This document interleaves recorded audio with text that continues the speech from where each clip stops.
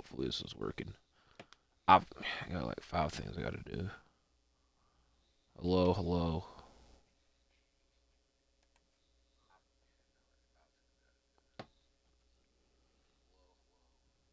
It's loaded. It's working. I got one more thing to do. Hold on. Oh crap, this is actually a big deal. This is episode number 30 of Shooting the Breeze, which is hilarious because for 20 straight weeks I did an episode of Shooting the Breeze, and last week I missed an episode. And it was somewhat, I was questioning if I should do one or not. Obviously I didn't. So, back on Fall Guys. I've not played Fall Guys on the channel / the stream in a hot minute. I'm very excited to do it because I just bought this new outfit the other day, even though I'd been saving up to buy a WWE attire if they're to ever bring them back in the shop. And I'm already thinking, hey, because I already spent the freaking show bucks or V-bucks, I'm pretty sure they're called show bucks. They're going to add the WWE ones back at any time. I might pay real money for that. We shall see closer to time. But I would say 25% what I wear in real life is champion related stuff. So I think it's fitting that my guy on here rips that as well. Y'all don't care about that. Y'all care about Shooting the Breeze. So there's a lot to get through. I don't know how much we will say. I will say this as well. This is an OG Shooting the Breeze. I got no notes, only thoughts. So back to what I was saying, and like I said, I can go on spiels and whatnot in the course of this, however long this is. I will say I did make a very bad mistake. I thought I grabbed a bottle of water. This is going to make me sound so fat and stupid. I grabbed a bottle of water.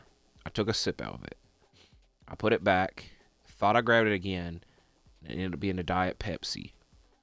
And if y'all know, if you open a Diet Pepsi in the bottle, it's not that bad, which that was the case. This was a bottle. But if you open a can, you got to put it back in the fridge. I don't know when the hell I would drink it, is the moral of the story. It'd probably be the next day. So I'm drinking this Diet Pepsi. I will drink the water afterwards. I always say it on here. Drink water. It's very important. But now I'm probably going to be up a lot longer than I wanted to because I accidentally opened this drink and I didn't want it to go to waste. So that is a spiel number 1. Spiel number 2.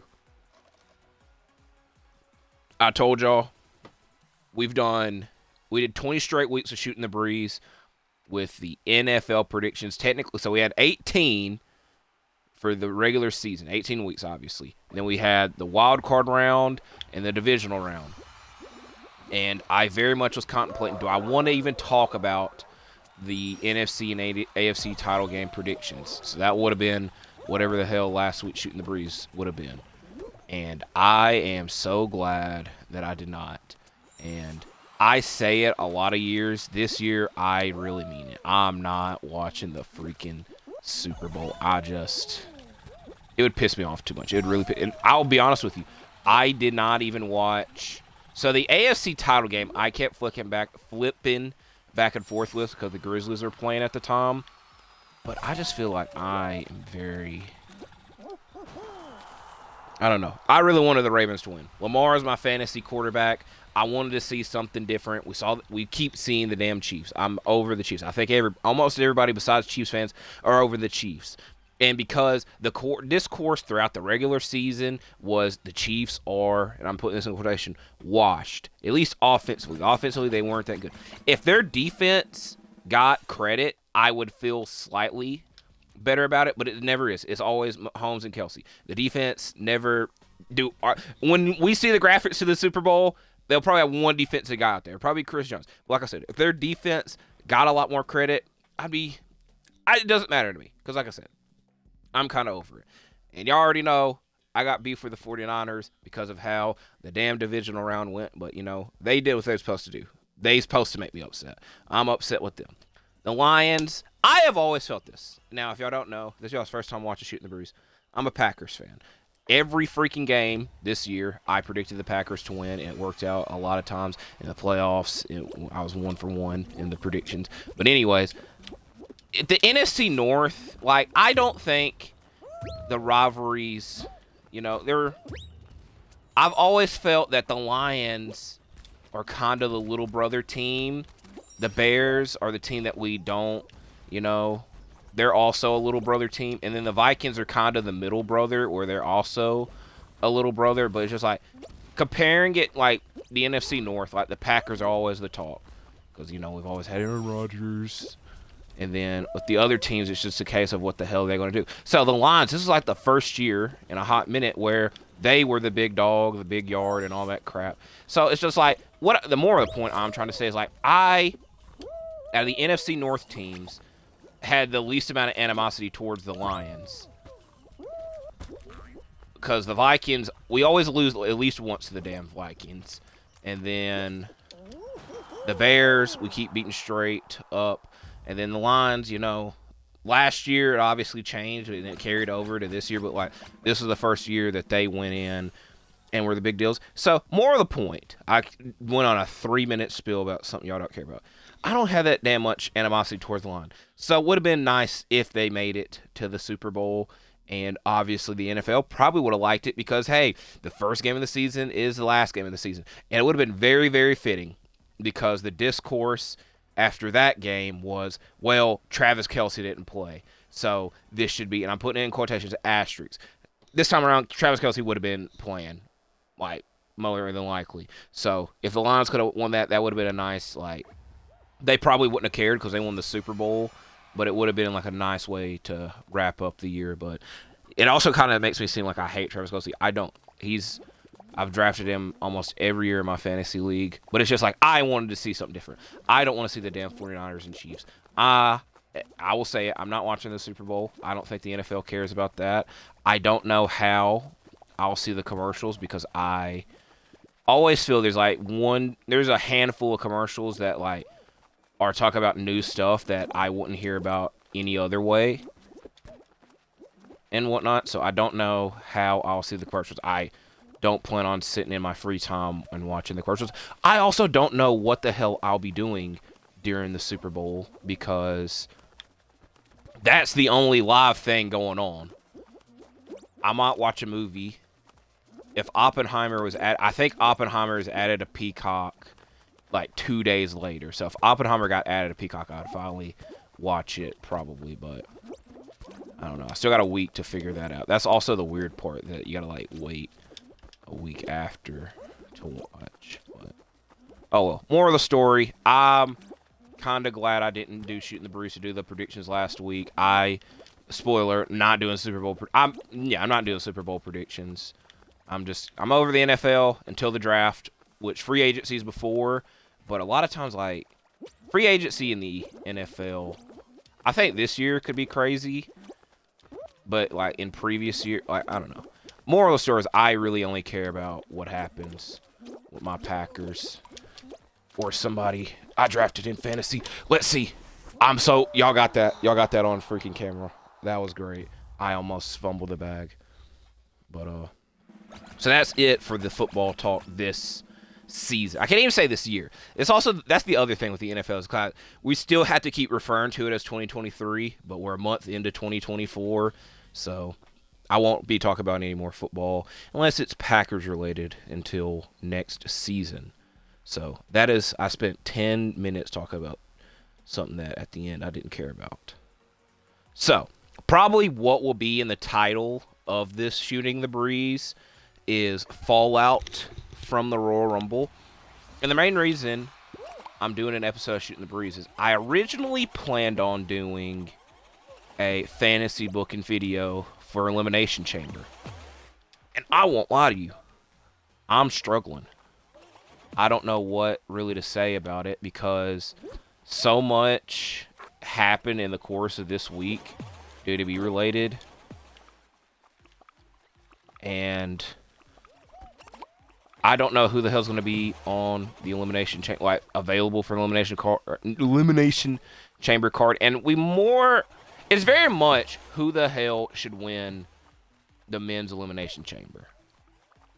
So, talking about the Royal Rumble itself, the people I talked about it with while the event was going on, they weren't that happy about it. It was not Oh, that's bullcrap. I think I got blown up by my own ball. I was really trying to concentrate there. I would say there is no legends. There are no legends as the surprise. I also went 4 for 4 on who I said my surprise entrances would be in my prediction video. Because I said Jade, Naomi, Andrade, Braun Breaker. Now, I did not expect to see Jordynne Grace. That was nuts in hindsight.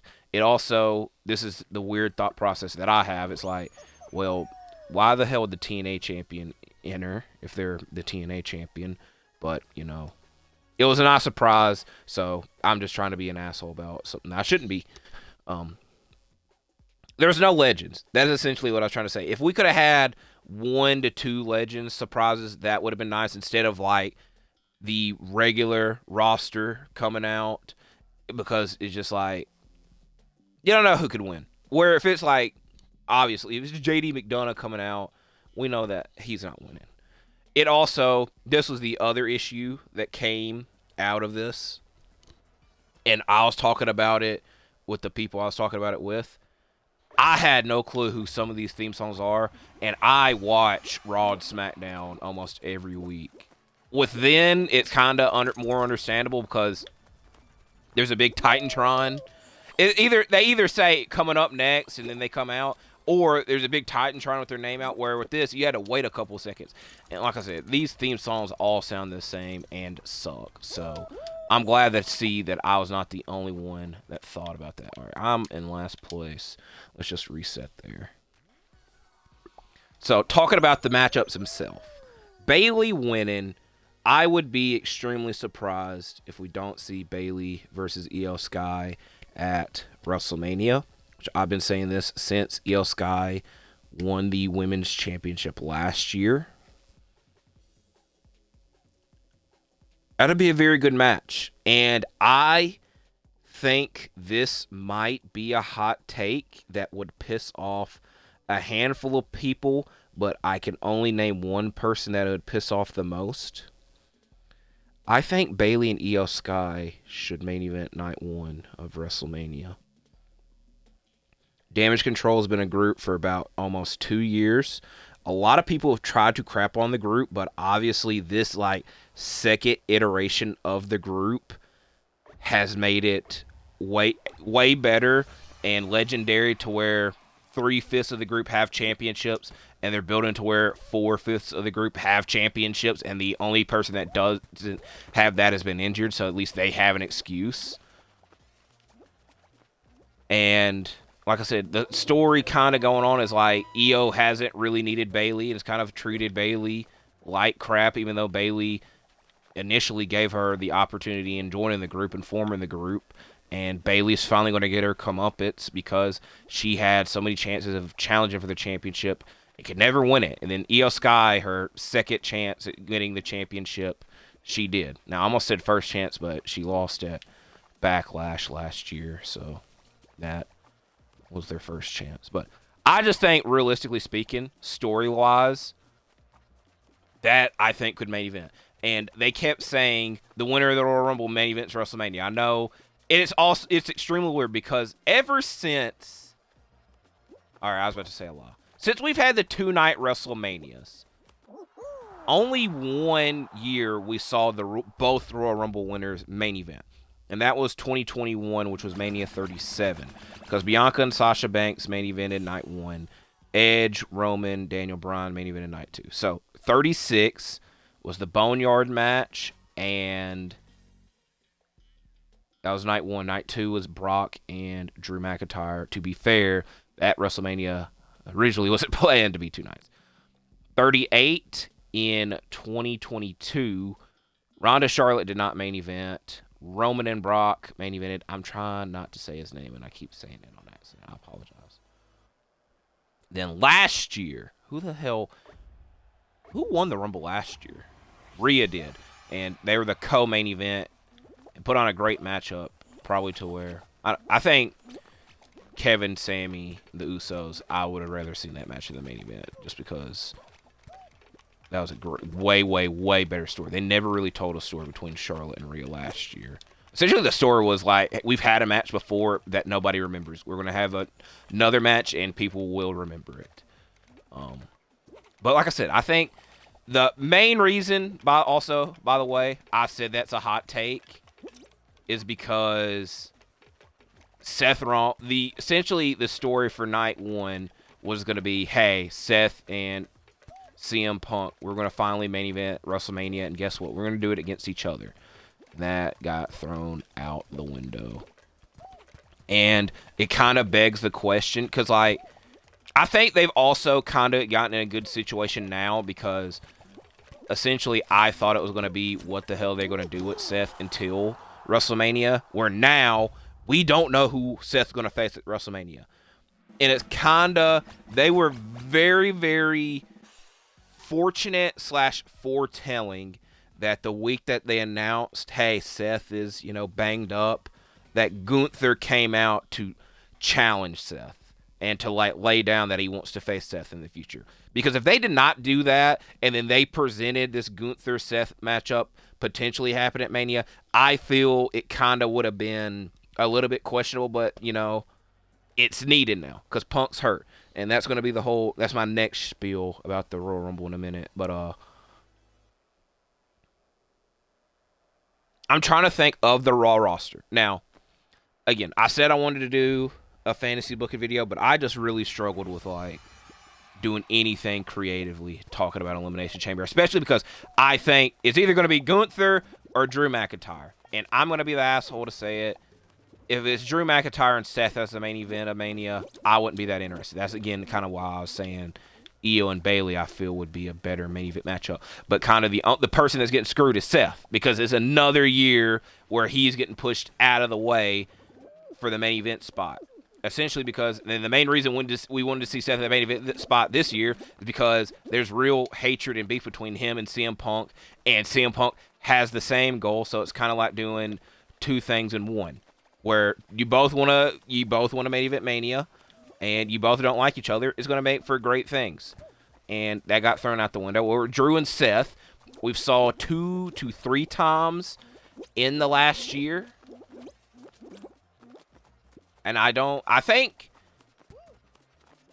that would be a good WrestleMania match. And I also see Drew winning that way, that they could, A, keep him happy, because the rumor is that his contract expires. And, I don't think you're going to put the title on somebody that's not going to stay in the company. And B, Seth probably after Mania needed to take time off to heal better from injury. And that's why last week, if you were to ask me if they were doing CM Punk and Seth Rollins, I kept saying over and over again, the good thing about CM Punk and Seth Rollins is I really don't know who the hell would win, because I've screwed myself. I thought there was a little space there. I had 6 damn seconds left. I kept saying CM Punk just came back. I don't know how great of a message it is to immediately put the world title on him, but with Seth, he's had the title for a long time. The perfect time for him to lose the championship would be at WrestleMania. So I kept saying over and over again, CM Punk and Seth, I don't know who's winning. And then when the injury to Seth happened, I'm like, I can see Punk winning, and he having a good reign with it while Seth takes time off. And when Seth comes back, they can do the rematch. And then obviously the damn Punk injury happened.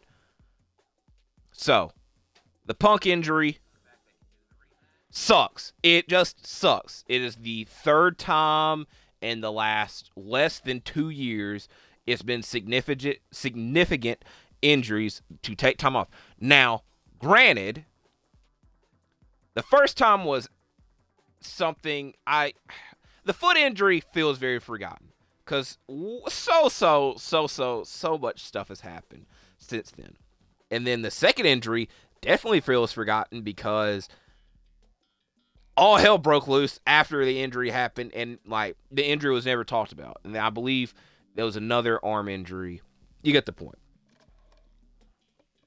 The story at CM Punk over the last 2 years have not been the injuries. In the case for WWE, it probably will be now, because, like I said, we haven't seen the personal animosity come out to play or heard about it. Everything's been fine and dandy with Punk back in WWE. Now, again, I feel it's a little bit of a case of all hell breaks loose, but it's just I I feel they're going to be very, very, very protective of him so that, again, we can get to the main event of WrestleMania next year. But I think the good thing is, here's the thing. Seth and Punk, it would be extremely crazy for them to wait until another year's WrestleMania to have that be the main event match. I feel that match is going to have, unless Seth also takes time off from injury, and then also, like, here's the thing. After WrestleMania, I think there's going to be a handful of changes. I also, like I said, this is the thing with not having notes. I'm all over the place, but I'm at least saying a lot of things that are on my mind. So, again, after Mania, I think Seth will probably take time off. I don't know who will be the new world champion. I think it will either be Gunther or Drew McIntyre. I could see a draft taking place. And again, if Seth is injured, he probably wouldn't be a part of the draft. And so whenever he returns, he could return to Raw or SmackDown, whichever brand would need him more. You know, and it'd be like a big surprise, big deal there. What else? Again, what I was trying to get with is, like, Seth and Punk, I feel, is going to happen before Mania next year.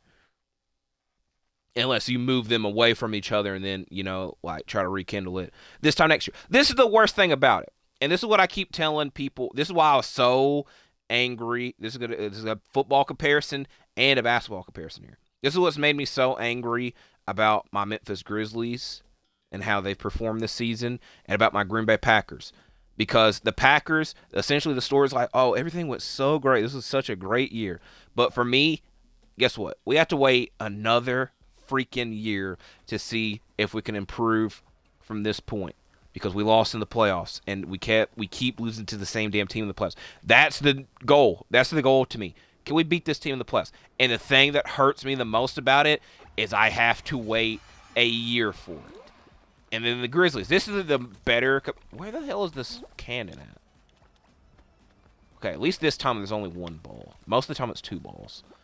And this is, like I said, it compares way better to the Grizzlies. With the Grizzlies, we've been so damn injured, and everybody's like, yeah, we're tanking, worried about next year and what the team's going to look like next year. Not only do we have to wait for this season to end, we're trying to win a championship. That's our main goal for the Grizzlies. So we got to wait for this year, hypothetically, to end, unless, like, something like really, really dramatic changes, which I don't see that happening. But we got to wait for this season to end, and there's a championship finals to go on this season. Then we got to do a whole nother season again, and then that's when the fun comes. And guess what? That's not even a year from now. That's like a year and a half from now. So in the case when I'm trying to compare this to the WWE is, guess what? We have this year's Mania left, which is like 2 months from now, and then you got a whole year, and then you got to wait for next year's Mania. That's what hurts the most. You got to wait more than a year for this stuff, and people are not patient, and it's painful. It's like really painful. So like in the case of Punk, he's like, this year's Mania hasn't even happened. That's gonna hurt like a MFer. Then you gotta wait and wait and wait and hope the same crap that's been happening doesn't happen again. That way you can get to next year. So it sucks that Punk's hurt. I also think, if I was to, again, we're going to do some fantasy booking in this video. If I was to think, I think Punk's going to win money. I think timeline-wise of when he can come back from injury, he's probably going to win the Money in the Bank that way. Because I'll talk about who's got the Money in the Bank briefcase right now, but it's just like, CM Punk is one of the most prolific Money in the Bank holders, as he won it back-to-back years, and his first title reign after winning Money in the Bank was kind of meh. The second one was great and had a great story with Jeff Hardy. But it's just like, he is one of the main people you think of as Mr. Money in the Bank. So him winning the Money in the Bank again helps. And again, like I said, he can either go the RVD route where he announces, hey, I'm facing you, Seth. I'm facing you, Gunther. I'm facing you, Cody. I'm facing you, Roman. So like it kind of helps him out if to get this like world title match. If we really, really want it, either side, the Money in the Bank helps with that. So, and like I said, it kind of lines up from when his recovery time. When he's recovered, probably Money in the Bank time. I hate this map. Long story short, I copy on this map. This map confuses me a lot. Or I don't even know what you call this race. So, I think realistically, Punk's probably going to win Money in the Bank when he comes back. Now, in the case of next year's WrestleMania, I think there's a very slim chance he faces Seth because I feel they're going to run that matchup ASAP, which, I don't know when that's going to be. There's a lot that's going to happen in the course of the next 6 months. I would say that's kind of the basis timeline. So, him main eventing next year's Mania, I only have one fantasy booking scenario for this, and it's extremely unrealistic. I think he's probably, if I was WWE and had the money and had like where it can line up, and people were wanting it this year when Punk was announced back. I think one of my dream matches I've always wanted to see was Stone Cold and CM Punk. It's not really one of my dream matches, but they're two of my all-time favorite wrestlers. They've always been since CM Punk's rise to popularity, and even in the WWE All-Stars game in 2010, it was always like said as a dream matchup, CM Punk and Stone Cold. It's just like I think that's always in their back pocket. If they don't know a story to tell with CM Punk, because like I said, I think the main one would be him and Seth, but I just see that happening before Mania. The Stone Cold match is in their back pocket. And it's mainly because, hey, the last time we saw Stone Cold, he put on a great main event matchup with, like, the amount of training and situational stuff that he had. That being said, Stone Cold has been retired for 20-plus years and has only had one match in the course of those 20-plus years. And he's only going to get older and probably more not wanting to do a damn match that I don't see it happening. But if they were to say, hey, we're doing CM Punk Stone Cold at next year's Mania, I wouldn't be against it. That being said, I have no clue where next year's Mania is at. They have not announced it. I need to stand up. Okay. So, and also, like I said, they have a year to tell this. I think if I was there to be Punk, can you wear the elbow pad again that you wore like from 2010 to 2013? It kind of would help you now and would be a bit more nostalgic. I see him winning Money in the Bank once he comes back because it like lines up with his recovery time, and then you got a handful of matches and situations you can book yourself with that. And then in the case of CM Punk main eventing next year's WrestleMania, I would say number one on the list being Stone Cold, unless it's for the world title. I don't see that being the case. I fucked up. Seth being number two on the list, because I just think there's such a slim chance that they wouldn't have already done that match before this time, WrestleMania 2025, which is actually nuts. Three on the list, I don't know. Whoever the world champion is, maybe. I don't know. They got a year plus to deal with this, and if I can tell you this now, they're probably not that damn worried about it. I think the only person worried about it is probably CM Punk, which, he's got his own suggestions. So, more of the story. I see either Gunther or Drew McIntyre winning the Elimination Chamber match and facing Seth Rollins at WrestleMania.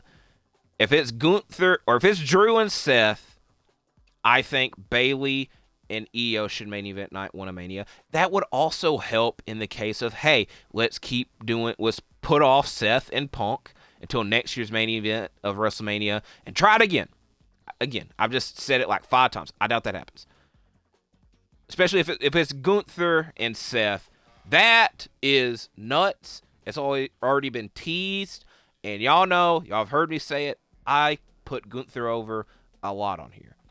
My slight problem with it is I don't know how you can go the route with Gunther being double champion. And that's the main reason I didn't see him winning the Rumble. Is I just don't see Gunther being a double champion. I don't see Gunther losing the IC title before Mania. I know that we've had unification bouts with the IC champion and world champion before. Shout out TN Couponer, and he's mentioned it several times I've saw on his social medias, but he's like, Gunther, Seth, unification title, and then Gunther vacates the IC title. That's a fair thing. That's fair. You know, but it's just like, this is the first world champion, I think. I don't know. It's also whoever the next damn IC champion is going to be, which this is something that Data's going to have to cross at some point, more than likely. It's going to be very difficult for them to surpass what Gunther done. So, if Gunther and Seth is the main event, I wouldn't be that upset. But as of right now, I think I'm a little bit more excited for the potential Io Sky Bailey matchup as the main event. But we'll see. Now, I have 2 more scenarios to talk about.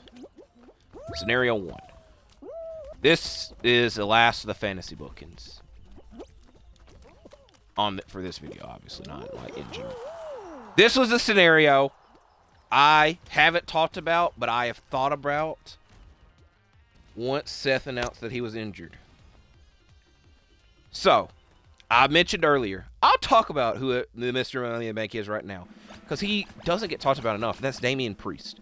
And I made a whole video last year talking about this is an important Money in the Bank, and whoever's going to hold the Money in the Bank briefcase. Granted, I said Edge, and he ain't even in the company anymore. I'm tired of whoever holds the freaking Money in the Bank briefcase looking like an idiot with the briefcase. In the case of Damian Priest, that's been the case because he always comes out, and then whenever he comes out to hypothetically catch in the briefcase, someone magically appears to stop it from happening. And a lot of people were like, oh, Seth just announced he's injured. Why didn't Damian Priest do anything about it? Why didn't Damian Priest care anything about it? It's just like, he's had so many chances to cash in. And again, when I say look like an idiot, I mean they cash in and they lose. And the worst of that was the last 2 years ago now with... was that last year? Yeah, 2 years ago with Theory. And he cashed in on the damn U.S. title and didn't even win that.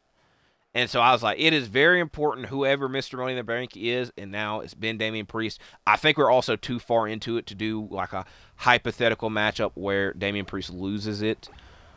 That at some point, I think Damian Priest is going to win the world title via cashing in the briefcase. Now, the scenario I was portraying, this is the original scenario that obviously has changed significantly, is Seth comes out and announces, yeah, I'm injured, but, you know, I'm going to main event WrestleMania one way or another. And then, see, this is why I hate, like, when you're supposed to, like, grab them, and then you got these short freaking hands that don't grab them. Also, like I said, I don't really care about this until, like, 30 seconds left. Unless I can, like, easily grab it till. So, Seth comes out and cuts the same promo. However, CM Punk comes out, and he does, because like I said, we've seen CM Punk and Seth tease each other a handful of times since coming back. And CM Punk's essentially saying, like, yeah, I guess I'll see you in the main event, like, before the Royal Rumble happens. And it pisses Seth off. And then Damian Priest cashes in on Seth Rollins. And even that being the case, he didn't have to cash in at that point. But, moral of the story being, I would have had Seth call CM Punk the Royal Rumble match. And I would have had Finn Balor win the Royal Rumble. Oh, this is so important. Macho Man, I hate you so much, Macho Man. I knew it was going to happen, too. I saw it happening. Back to what I was saying to Damien. Essentially, Finn wins the Rumble, or even Elimination Chamber. Moral of the story being, we still would have got Seth and Punk, main event of WrestleMania. I've talked about this match so much in the course of these 35 minutes. But it's just like, that story, the hatred, the beef, the World Championship's not needed. Again, the glory, the main part of it, they would have both main event WrestleMania. There's enough hatred and story there that the championship is not needed. We're in the course of Damian Priest, Finn Balor, which I think is another matchup that is bound to take place with the Judgment Day breaking up if and when. It's going to happen, I think, at some point. The World Championship adds something to it. Essentially because the Judgment Day was like formed to dominate, and the one thing they have not dominated is the Men's World Championship. And Damian Priest like wins the championship and makes the rest of the members of the Judgment Day mad, mainly Finn, who challenged for the world title like 3 or 4 times against Seth Rollins. So was never able to do it. But Damian Priest was able to do it. And then the Judgment Day turns on Damian Priest, and they help Finn Balor defeat Damian Priest to win the World Championship at WrestleMania. And Finn Balor, somebody that we've been pushing to get a second chance as World Champion, it would have been a glorious moment and a WrestleMania moment. Now, to put the cherry on top of this proverbial fantasy booking scenario, this is the main reason I did this, is that there's a free agent that is out there in the wrestling world who is now officially a free agent. The debuting Kazuchika Okada has an all-time superstar making a debut by coming out and confronting Finn Balor at WrestleMania and putting his eyes on the World Heavyweight Championship. Because again, if you remember what I kept saying, I think a lot of changes are going to happen after WrestleMania. And the main one, and this is kind of, it ties everything up here, is that I think Cody's going to be moved to SmackDown because he's going to be the undisputed Universal Champion. So who does that leave Raw with? And now, ultimately, with the scenarios we've been presented with, this is very much needed. CM Punk ain't going to be there. I've said it a handful of times. I don't think Seth is going to be there. And, you know, Kazuchika Okada, the amount of buzz that he has generated from announcing that he's a free agent, I think could carry the load that is needed. And if you're coming to debut, we say this a lot. This is a mindset that's put into the wrestling world. If you don't want the World Championship, what are you doing there? And like night one saying, hey, I want the World Championship from somebody I faced a lot in New Japan, and it kind of ties it up because Fergal Devitt, Prince Devitt, Finn Balor. That's like the main tie-in, is that like Finn Balor's getting like, oh my God, Okada's here and he wants my championship, and I wasn't able to beat him in New Japan to win the IWGP Championship. I know Finn. I want to piss so many people off calling him Finn, but Devitt, I should have looked it up again because all this is off the top of my head. But I know Prince Devitt was never IWGP World Champion, and Okada, a great majority of the time that Devitt was a part of the Bullet Club, was World Champion. If it wasn't him, it was Tanahashi. But it kind of like ties in that rivalry.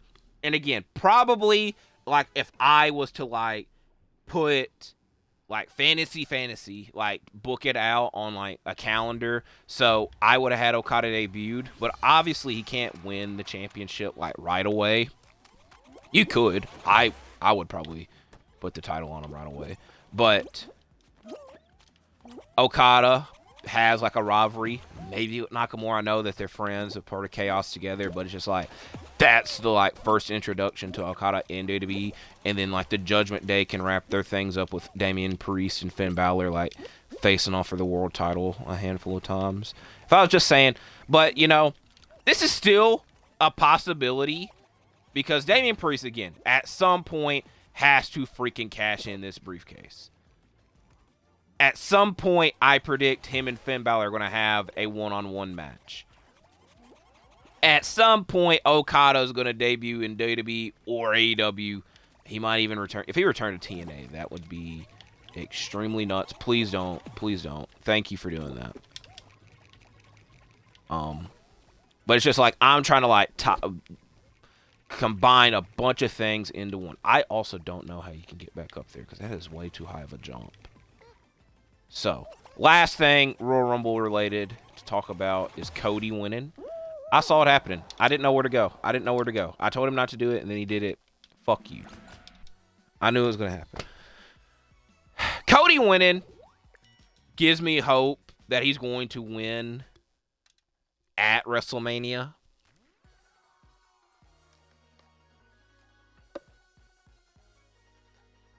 I'm intrigued to see what these new items are in the item shop.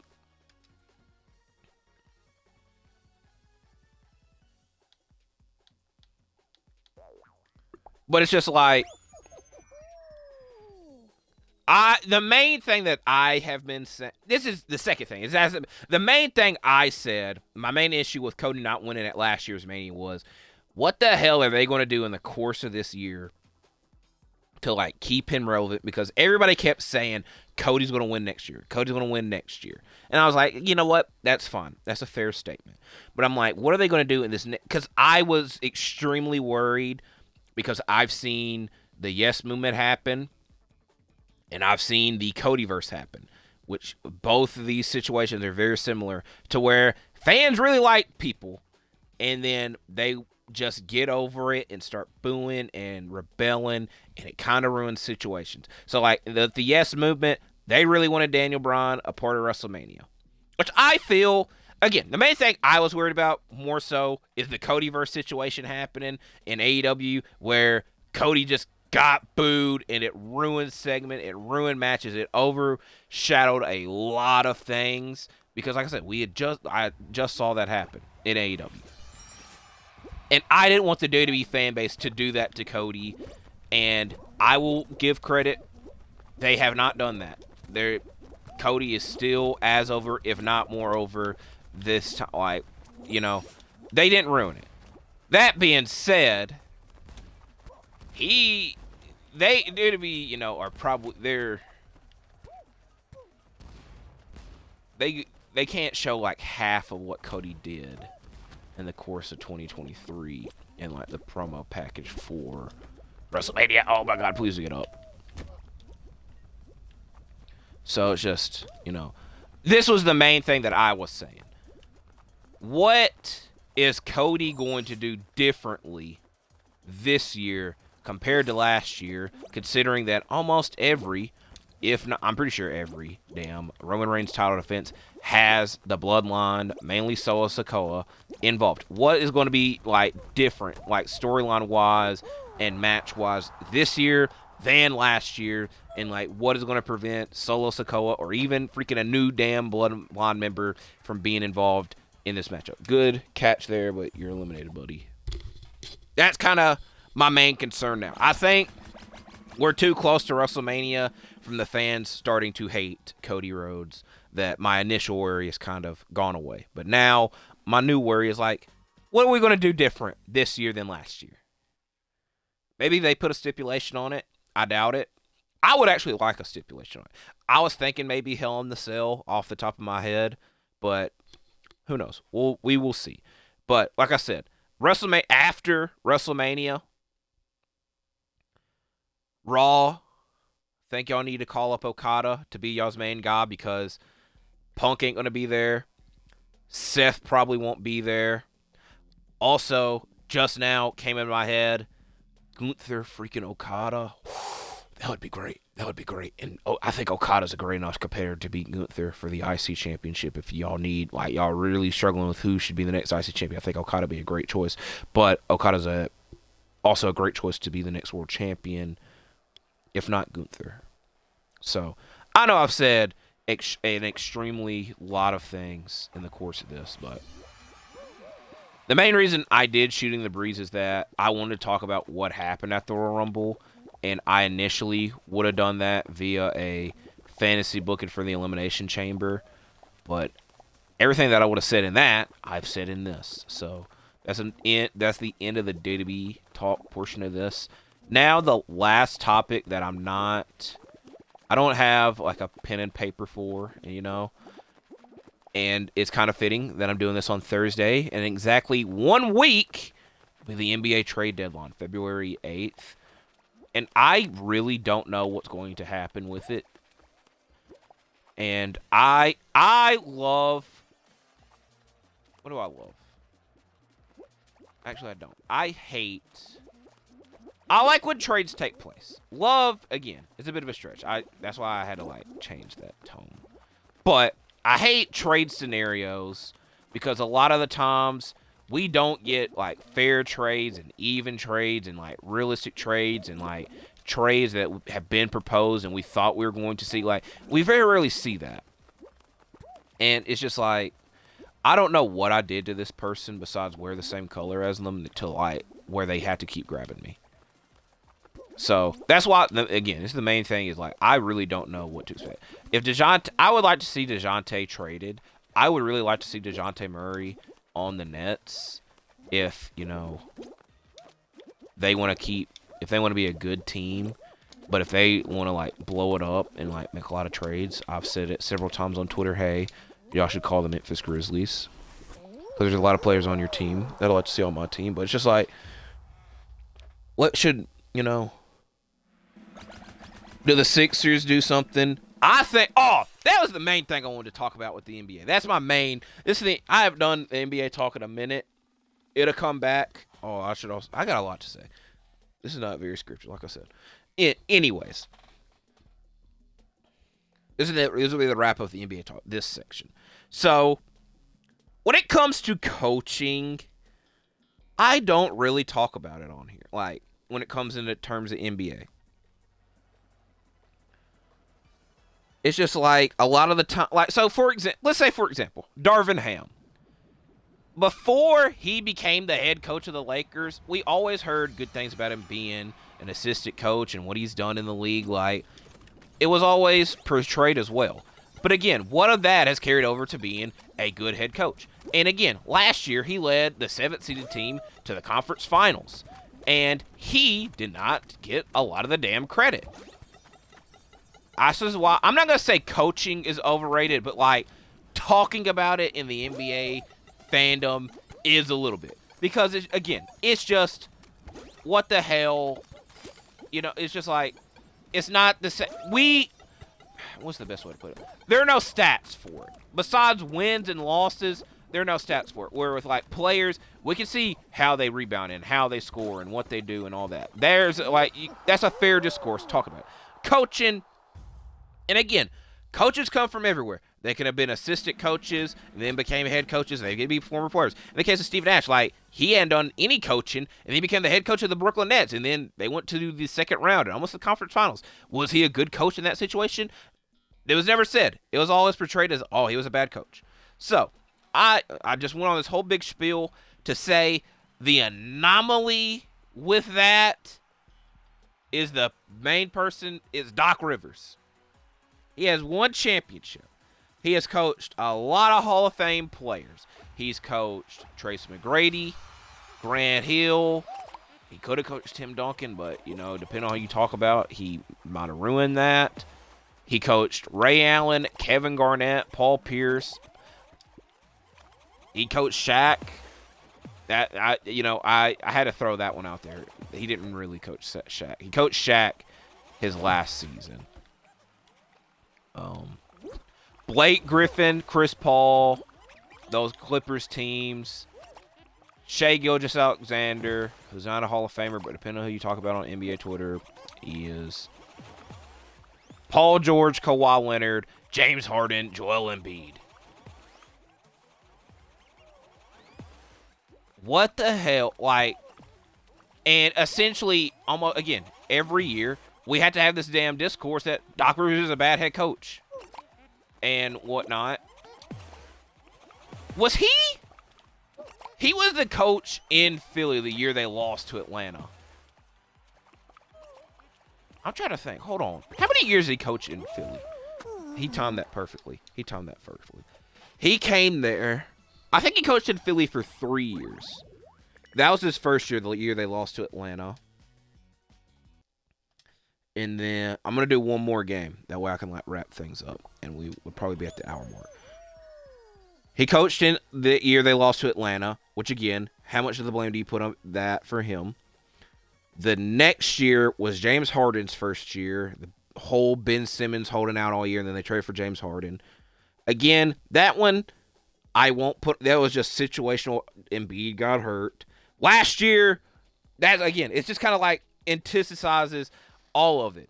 Where with the freaking Clippers all those years, sometimes they just really shit the bed. Sometimes they were hurt. With the Magic, it was injuries because Grant Hill did not play a lot of the damn time. It was mainly just Tracy McGrady. With the Celtics, the first year, they won. Fine and dandy. The second year is when Kevin Garnett got hurt. After that, where's the blame? I know they're going to say, Kendrick Perkins got hurt, but it's just some of it's coach. Again, what I keep saying is like, has the Bucks not seen the like whole discourse and like things that we've been saying about Doc Rivers? And it's just like, I don't know what Adrian Griffin did to like get fired, but essentially what I'm trying to say is I don't see the Bucks winning the championship this year. And if you would seen my predictions and all that, I don't think I predicted them to win the championship, but I definitely had them the first seed in the East and like way more. The team that we see play is not the same one I expected to see. And to be fair, I think maybe they can make a trade at the deadline to change that. But it's just like the way that we've talked about and seen the team this year, it's just like they still have a lot of struggles. And in the case of like the Celtics, they don't really have a lot of struggles. And I'm only going to talk about the Eastern Conference right now because it's more kind of plain in sight. But it's just like the East, I think right now is the Celtics to screw up.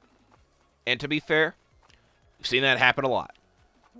So like when I talk about the top teams in the East, so like we have the Celtics who are very dominant and won a lot of games. We have the Bucks who are very dominant and won a lot of games, but we see there's more potential to fail there. They're also got more they've got more of an older side than compared to the Bucks because I guess you could say it's even. Or actually no, the Bucks have, and I'm saying top players at least. Dame, Middleton, and Brook Lopez you would consider in NBA years veterans, old. And then Giannis is like, again, he's been in the league for a long ass time. He's been in the league 10 years now, 11. He's still a little bit young. Whereas the Celtics, Porzingis, Tatum, Brown, and Derek White, you would consider young, NBA years wise. Then Holiday and Al Horford, it's kind of the anomaly, veteran ones you would say is old. That is not appropriate for Twitch, and I'm glad that I just freaking noticed what was going on. I'm going to hope y'all weren't looking. It took me such a long time to like look at the screen and think of that. Anyways,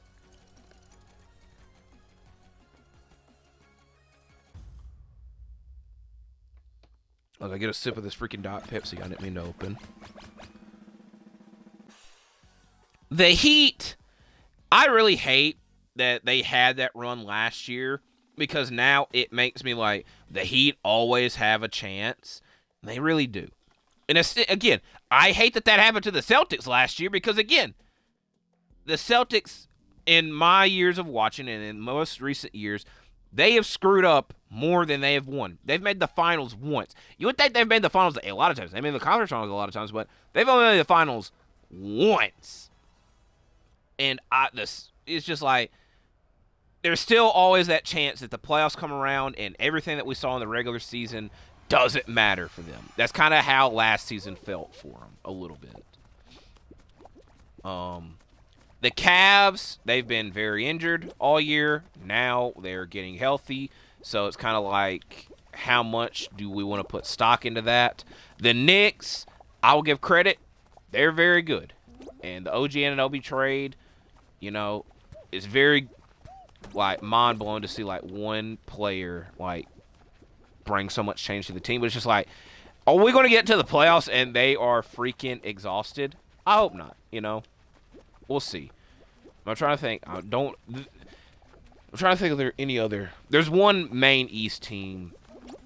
I'm trying to also think. Let me look at the standings. I'm trying to look at my door of hats. And it's kind of hard to multitask. I haven't talked about the Sixers, and I haven't talked about the Pacers. The Sixers, again, they're kind of in the same case of the Celtics, but the Celtics have had... I hate that son of a bitch so much, but, I can at least wrap up the video. The case of the Sixers, they're very similar to the Celtics to where all that we do in the regular season is it going to matter once we come to the playoffs. And now I'm not even going to talk about the Joel Embiid injury because I don't know the severity of it, and I know it's kind of the main thing that's going on. And then lastly, I would love if the Indiana Pacers make the playoffs and just it's a new era and just like new team that we see in the playoff hunt. Because right now, they're the 6th seed, and Halliburton's back. They traded for Siakam. It also would help Siakam stay with the team and not question trying to leave in the offseason, even though I don't think he will. You know, Orlando, I was very high on them. They're still the 8th seed. I just don't really. This will be the year they get their feet wet. And then in the offseason and next year, that's when they'll be in the Pacers situation that they're in this year. But it's just kind of like, in the Eastern Conference, a lot of people are going to talk about the Celtics and be high on the Celtics, but it's just like, each Eastern Conference team has a flaw at the moment. And I think, again, when it comes to the case of the NBA, the only team like I would put stock and trust into is the Nuggets. And guess what? They the freaking 4th seed. So that's it for the NBA talk. So to like wrap up headline-wise, NBA talk, I don't know what the hell Doc Rivers did to get his job, and I think it's going to hurt Milwaukee more so. And I think the Bucks have kind of fallen off my radar a little bit. And lastly, hopefully the trade deadline next week gives me and us a lot to freaking talk about, because more than likely I'll do a trade deadline grades video because I did one last year. So there is that. So I'm wrapping up this episode of Shimmeries. What did I talk about? I talked about I'm done with the NFL for this season. I talked about what the hell happened at the Royal Rumble. I didn't even talk about the other 2 non-Rumble matches. And essentially the only thing I talked about the Women's Rumble was freaking Bayley winning. Is there anything else I should have said about that? Oh, I was glad to see. I can't believe I'm 56 fucking minutes into this, and now Jade, great performance and great debut. I think we're going to see the Bianca match at WrestleMania. I talked a lot about the Royal Rumble. Y'all don't want to hear me talk anymore about it. NBA talk, I just did it. So, wrapping up the video, Shooting the Breeze has been a Thursday thing since September. That way I got all my NFL predictions out before the NFL weekend started. Guess what? NFL is done. Y'all not getting no Super Bowl prediction from me. And if y'all watch the channel, I have a terrible schedule because I want to do it like a video every other day. That doesn't really work out because I always do the Ring of Honor reviews on Fridays. Pay-per-views a lot of times fall on Saturdays to where I can't do the videos every other day. So, that being said now, Shooting the Breeze has more flexibility because I don't have to do these on Thursday. This week, I mainly just did it on Thursday to just get all this out in the air and to get it off my chest. And I wanted to make a video, and I was going to play Fall Guys anyway. You got to see me play it for 50-something minutes because I've been spieling for the past 2 minutes. So there is that. So we'll see what happens in the next week or so. February has just started, and I anticipate it's going to be another crazy ass month. So hopefully we can all stay safe. I thank you for watching. Like and subscribe, and I'll see you in